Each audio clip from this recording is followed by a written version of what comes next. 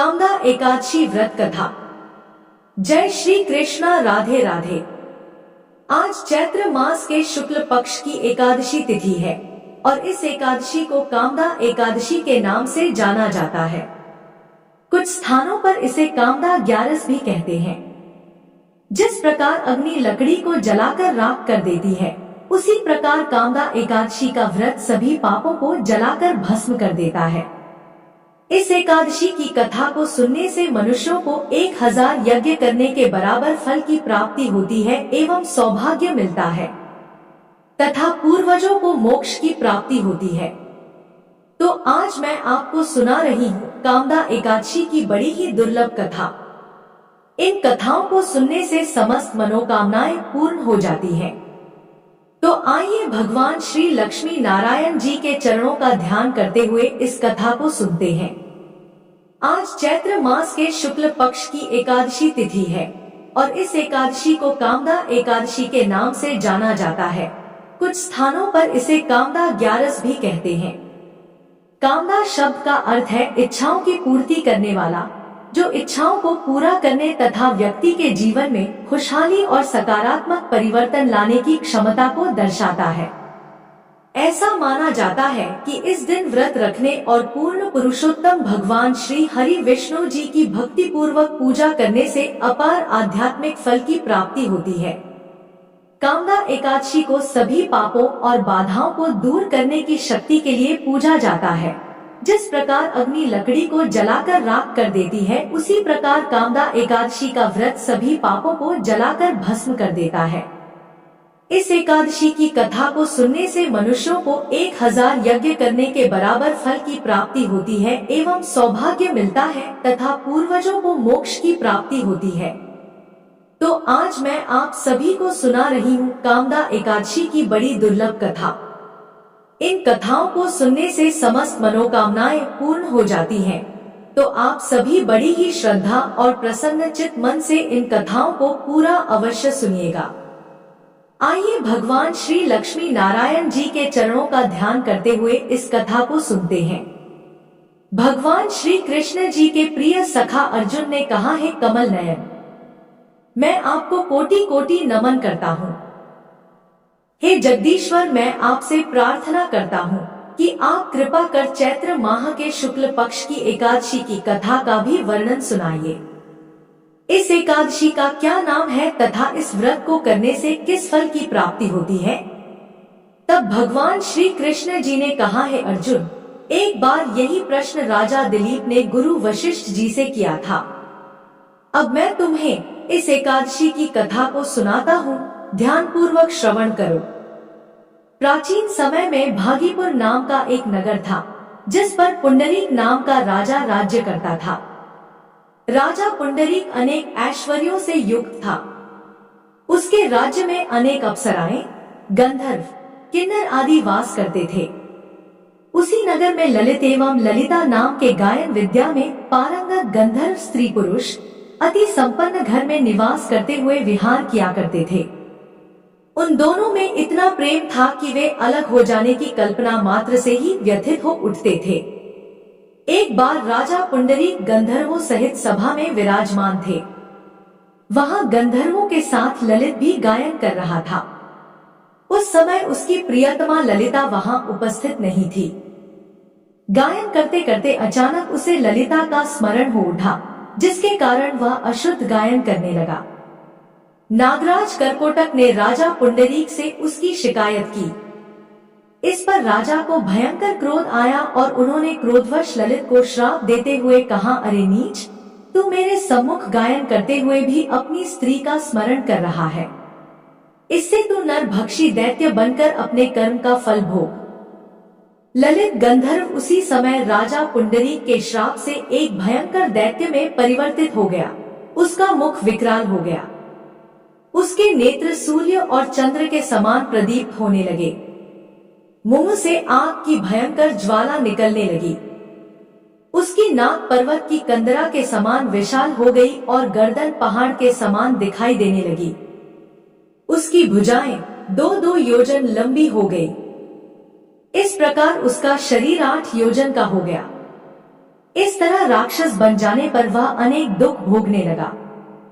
अपने प्रियतम ललित का ऐसा हाल होने पर ललिता दुख से व्यथित हो उठी। वह अपने पति के उद्धार के लिए विचार करने लगी कि मैं कहां जाऊं और क्या करूं, किस जतन से अपने पति को इस नरक तुल्य कष्ट से मुक्त कराऊं। राक्षस बना ललित घोर वनों में रहते हुए अनेक प्रकार के पाप करने लगा। उसकी स्त्री ललिता भी उसके पीछे पीछे जाती और उसकी स्थिति को देखकर विलाप करने लगती। एक बार वह अपने पति के पीछे पीछे चलते हुए विंध्याचल पर्वत पर पहुंच गई। उस स्थान पर उसने श्रृंगी मुनि का आश्रम देखा। वह शीघ्रता से उस आश्रम में गई और मुनि के समक्ष पहुंचकर दंडवत प्रणाम कर विनीत भाव से प्रार्थना करते हुए बोली, है महर्षि, मैं वीर धनवा नामक गंधर्व की पुत्री ललिता हूँ। मेरा पति राजा पुंडरीक के श्राप से एक भयंकर दैत्य बन गया है। उससे मुझे अपार दुख हो रहा है। अपने पति के कष्ट के कारण मैं बहुत दुखी हूँ। हे मुनि श्रेष्ठ, कृपा करके आप उसे राक्षस योनि से मुक्ति का कोई उत्तम उपाय बताइए। समस्त वृत्तांत सुनकर मुनि श्रृंगी ने कहा, है पुत्री, चैत्र माह के शुक्ल पक्ष की एकादशी का नाम कामदा एकादशी है। उसका व्रत करने से सभी मनोरथ शीघ्र ही पूर्ण हो जाते हैं। यदि तू उसके व्रत का फल अपने पति को देगी तो वह सहज ही राक्षस योनि से मुक्त हो जाएगा एवं राजा का श्राप शांत हो जाएगा। ऋषि के कहे अनुसार ललिता ने श्रद्धा पूर्वक व्रत किया और द्वादशी के दिन ब्राह्मणों के समक्ष अपने व्रत का फल अपने पति को दे दिया और ईश्वर से प्रार्थना करने लगी, है प्रभु, मैंने जो यह उपवास किया है उसका फल मेरे पति देव को मिले, जिससे उनकी राक्षस योनि से शीघ्र ही मुक्ति हो। एकादशी का फल देते ही उसका पति राक्षस योनि से मुक्त हो गया और अपने दिव्य स्वरूप को प्राप्त हुआ। वह अनेक सुंदर वस्त्रों तथा आभूषणों से अलंकृत होकर पहले की भांति ललिता के साथ विहार करने लगा। कामदा एकादशी के प्रभाव से वह पहले की तरह सुंदर हो गया तथा मृत्यु के पश्चात दोनों पुष्पक विमान पर बैठकर विष्णु लोक को चले गए। आगे भगवान श्री कृष्ण कहते हैं, हे अर्जुन, इस उपवास को विधान पूर्वक करने से सभी पाप नष्ट हो जाते हैं। इस व्रत के पुण्य से मनुष्य ब्रह्म हत्या आदि के पाप तथा राक्षस आदि योनि से मुक्त हो जाते हैं। संसार में इससे उत्तम दूसरा कोई व्रत नहीं है। इसकी कथा और महात्म्य के श्रवण व पठन से अनंत फलों की प्राप्ति होती है। प्राणी अपने सुखों का चिंतन करे, यह बुरा नहीं है, किंतु समय असमय ऐसा चिंतन प्राणी को उसके दायित्वों से विमुख कर देता है, जिससे उसे भयंकर कष्ट भोगने पड़ते हैं। परंतु भगवान श्री हरि की अनुकंपा का कोई अंत नहीं है। भगवान श्री लक्ष्मी नारायण जी बड़े से बड़ा पाप भी क्षमा कर देते हैं। बोलिए श्री लक्ष्मी नारायण भगवान की जय।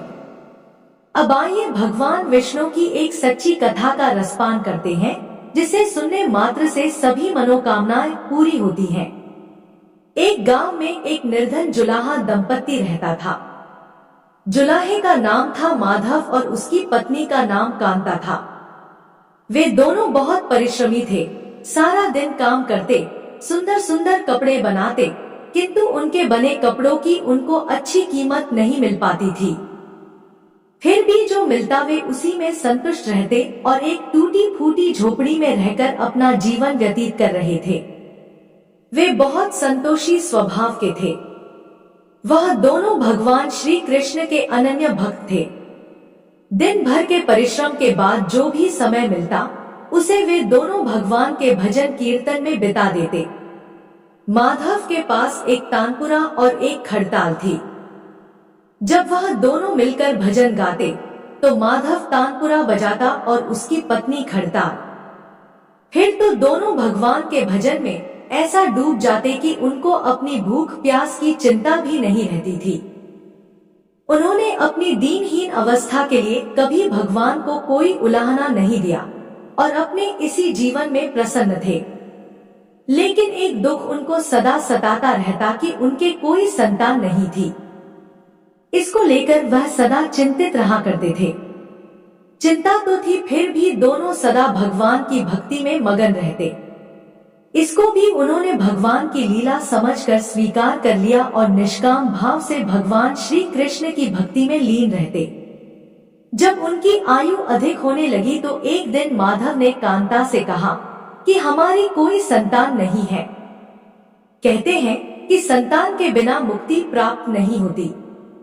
अब हमारी आयु भी अधिक हो चली है, ना जाने कब बुलावा आ जाए। मरने के बाद हमारी चिता को अग्नि कौन देगा? कौन हमारे लिए तर्पण आदि कार्य करेगा? कैसे हमारी मुक्ति होगी? माधव बोला, तू क्यों चिंता करती है? ठाकुर जी है ना, वही सब देखेंगे। माधव ने यह बात कह तो दी, किंतु वह भी चिंता में डूब गया। तभी उसके मन में एक विचार आया। वह नगर में गया और श्री कृष्ण के बाल रूप की एक मूर्ति ले आया। घर आकर बोला, अब तुझे चिंता करने की कोई आवश्यकता नहीं है। मैं यह बाल गोपाल लेकर आया हूँ। अब से यही हमारे पुत्र हैं। माधव बोला, अगर हम संतानहीन हैं, तो यह भी इन्हीं की इच्छा है। हम इनको ही अपने पुत्र के समान प्रेम करेंगे। यही हमारे पुत्र का दायित्व पूर्ण करेंगे। माधव की यह बात सुनकर कांता अत्यंत प्रसन्न हुई। उसने बाल गोपाल को लेकर अपने हृदय से लगा लिया और बोली, आप बिल्कुल ठीक कह रहे हैं। आज से यही हमारा लाला है। फिर क्यों था, दोनों पति पत्नी ने घर का एक कोना साफ करके वहां बाल गोपाल के लिए एक स्थान बनाया और एक चौकी लगाकर उस पर बाल गोपाल को विराजित कर दिया। उस दिन से जुलाहा दंपत्ति का नियम हो गया। वह प्रतिदिन बाल गोपाल को स्नान कराते, उनको धुले वस्त्र पहनाते, अपने पुत्र की तरह उनको लाड लड़ाते, उन्हीं के सामने बैठकर भजन कीर्तन करते और वहीं सो जाते थे। वो दोनों अपने हाथों से बाल गोपाल के लिए सुंदर वस्त्र बनाकर उनको पहनाते, उन्हें खाना खिलाते, उनको झूला झुलाते और रात को उनको सुलाकर ही स्वयं सोते थे। इन सब में उनको बड़ा आनंद आता। धीरे धीरे दोनों बाल गोपाल को अपनी संतान के समान ही प्रेम करने लगे। बाल कृष्ण अब उनके परिवार का हिस्सा बन गए थे। कांता का नियम था कि वह रोज पहले अपने हाथों से अपने लाला को भोजन कराती, तब स्वयं भोजन करती थी। लाला को भोजन कराते समय उसको ऐसा ही प्रतीत होता जैसे वह अपने पुत्र को ही भोजन करा रही हो। उन दोनों के निश्चल प्रेम को देखकर करुणानिधान भगवान अत्यंत प्रसन्न हुए और उन्होंने अदृश्य रूप में आकर स्वयं भोजन खाना आरंभ कर दिया। कांता जब प्रेम पूर्वक बाल गोपाल को भोजन कराती तो भगवान को प्रतीत होता मानो वह अपनी माँ के हाथों से भोजन कर रहे हो। उनको कांता के हाथ से प्रेम पूर्वक मिलने वाले हर कौर में माँ का प्रेम प्राप्त होता था। भगवान श्री कृष्ण स्वयं माँ की उस प्रेम लीला के वशीभूत हो गए, किंतु कांता कभी नहीं जान पाई कि स्वयं बाल गोपाल उसके हाथ से भोजन करते हैं। एक दिन घर का काम बहुत अधिक होने के कारण कांता बाल गोपाल को भोजन कराना भूल गई। गर्मी का समय था। भरी दोपहरी में दोनों पति पत्नी कार्य करते करते थक गए और बिना भोजन किए ही सो गए। उनको सोए हुए कुछ ही देर हुई थी कि उनको एक आवाज सुनाई दी, मैया, बाबा, मुझको भूख लगी है। दोनों हड़बड़ा कर उठ गए। चारों ओर देखा आवाज कहां से आई, किंतु कुछ दिखाई नहीं दिया। तभी अचानक लीला को याद आया कि आज उसने अपने लाला को भोजन नहीं कराया है। वह हड़बड़ा कर उठी और दौड़कर लाला के पास पहुंची तो देखा कि बाल गोपाल का मुख कुम्हलाया हुआ है। इतना देखते ही दोनों पति पत्नी वहीं उनके चरणों में गिर पड़े। दोनों की आंखों से आंसुओं की धार बह निकली। लीला तुरंत भोजन लेकर आई और ना जाने कैसा प्रेम उमड़ा कि उसने लाला को उठाकर अपनी गोद में बैठा लिया और भोजन कराने लगी। दोनों पति पत्नी रोते जा रहे थे और लाला को भोजन कराते जा रहे थे। साथ ही बार बार उनसे अपने द्वारा हुए अपराध के लिए क्षमा मांगते जा रहे थे।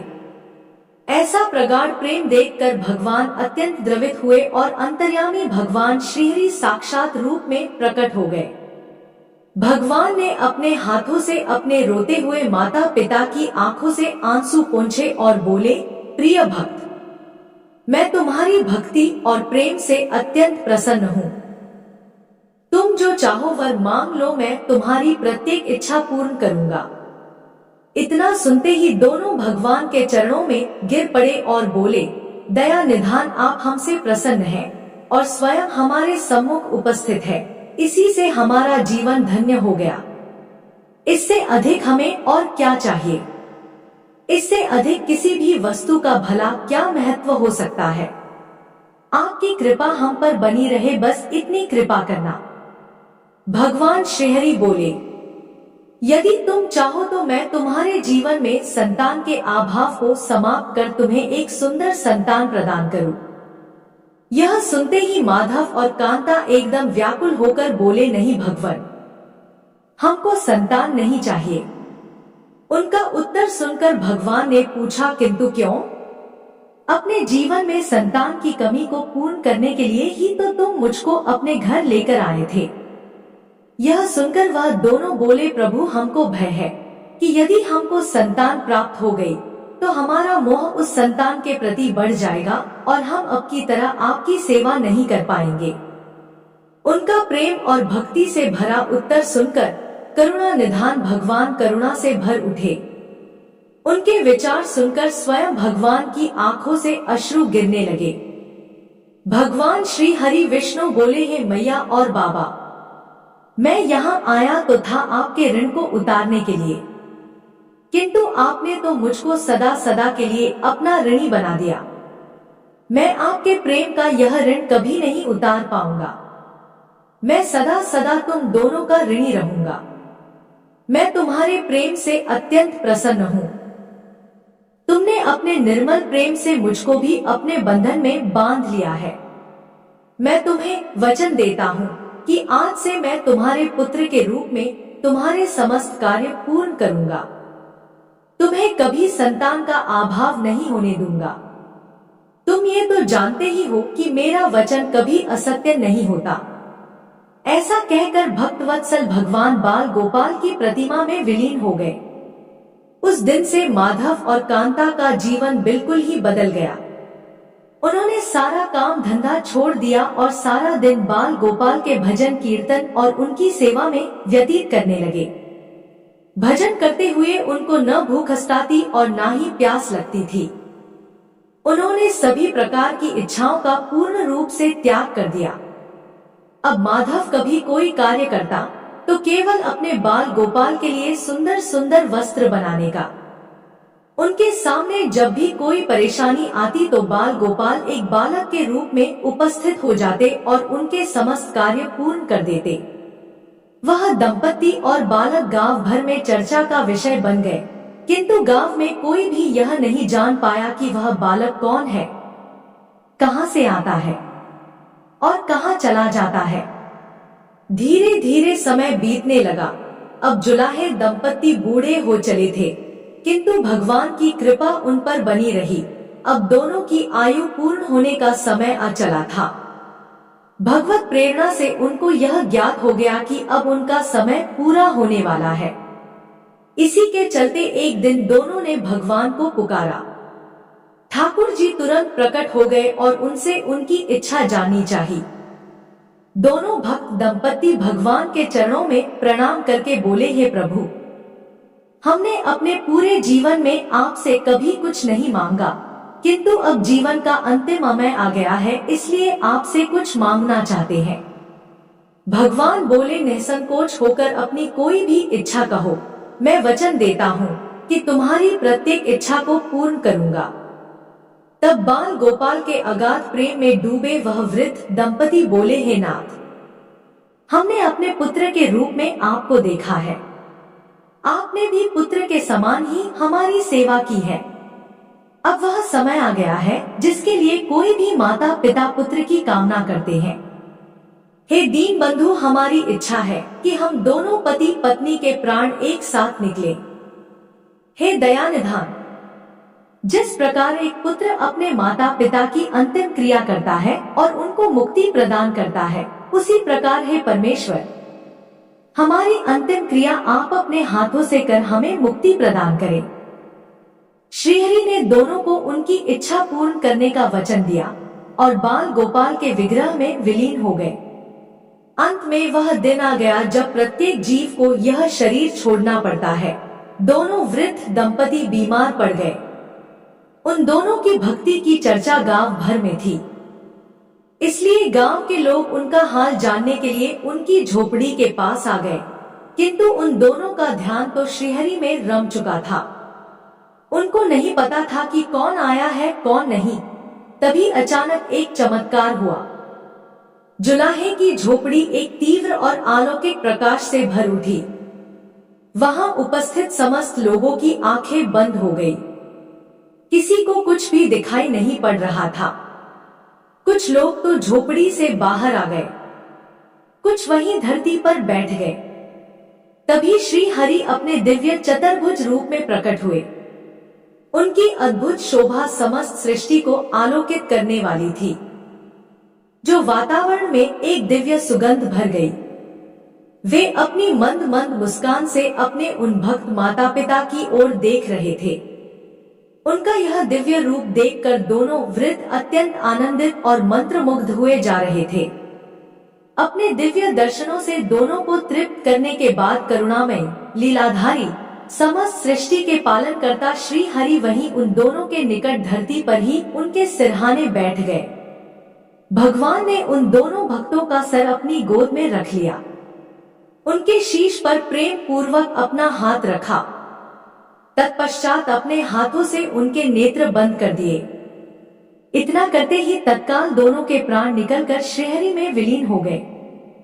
पंचभूतों से बना शरीर पंचभूतों में विलीन हो गया।